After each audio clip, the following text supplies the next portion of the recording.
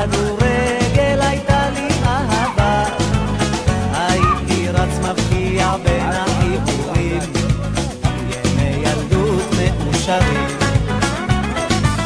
וכשגדלתי לימדו אותי תמיד איך לנצח ואיך לא להפסיד, רציתי להיות אלוף האלופים, ולכבודי היו שרים.